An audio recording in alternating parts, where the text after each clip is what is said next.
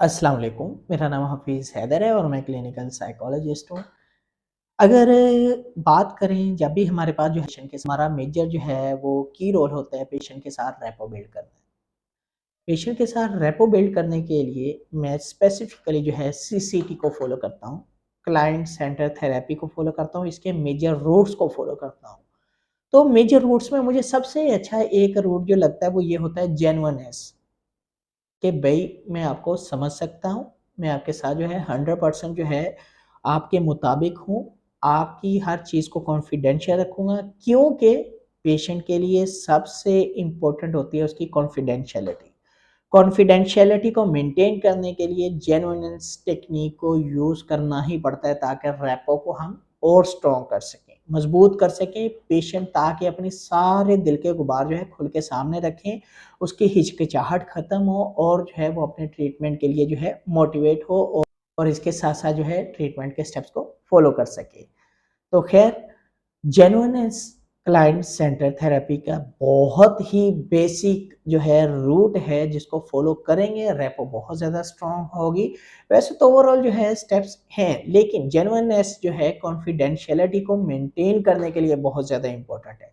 याद रखें जब भी कोई भी पेशेंट साइकोलॉजिस्ट के पास आता है तो उसका मेजर पर्पज़ ये होता है उनकी कॉन्फिडेंशियलिटी मेंटेन रहे और वो किस सूरत में रह सकती है जब जो है साइकोलॉजिस्ट जेन्युइन होकर जो है पेशेंट के साथ काम करे और जो है उसकी कॉन्फिडेंशियलिटी को जो है मेंटेन करने के लिए उसे यकीन दहानी करवाए कि जो है आपकी जो भी कॉन्फिडेंशियल चीज़ें होंगी, प्राइवेट चीज़ें होंगी जो आप मेरे साथ शेयर करेंगे और चाहेंगे कि ये चीज़ें किसी सेकंड, थर्ड पर्सन तक ना जाएँ, वो मेरे पास ही महफूज़ रहेंगी।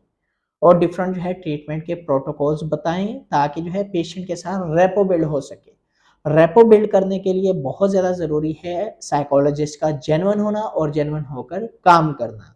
अगर साइकोलॉजिस्ट जेन्युइन नहीं होगा, यकीन करें वो उसकी कॉन्फिडेंशियलिटी को मेंटेन नहीं कर पाएगा। वो उसकी कॉन्फिडेंशियलिटी को ब्रेक करेगा जिसकी वजह से पेशेंट जो है अपने ट्रीटमेंट को बीच में ही छोड़कर चला जाएगा।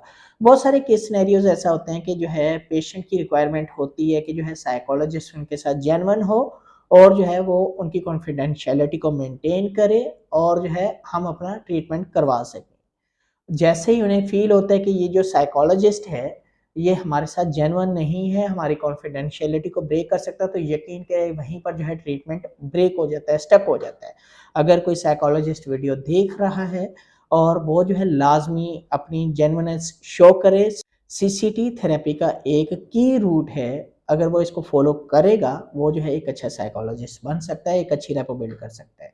अगर आप अच्छी रेपो बिल्ड करना चाहते हैं तो जेन्युइननेस को जो है लाज़मी शो करें ताकि जो है पेशेंट आपके सामने खुलकर सामने और आप जो है उनके मसाइल को आइडेंटिफ़ाई करके, उनके ट्रिगर्स को आइडेंटिफ़ाई करके उनके ऊपर काम कर सकें। अगर वीडियो अच्छी लगी लाइक कर सकते हैं, शेयर कर सकते हैं, चैनल को सब्सक्राइब कर सकते हैं। कोई भी किसी भी किस्म का क्वेश्चन हो आप मुझे डायरेक्टली कमेंट बॉक्स में कमेंट कर सकते हैं या मुझे व्हाट्सएप के ऊपर व्हाट्सएप कर सकते हैं। तो इंशाल्लाह मिलेंगे नई वीडियो के अंदर। अपना बहुत सारा ख्याल रखना। ओके, अल्लाह हाफ़िज़, अल्लाह निगहबान।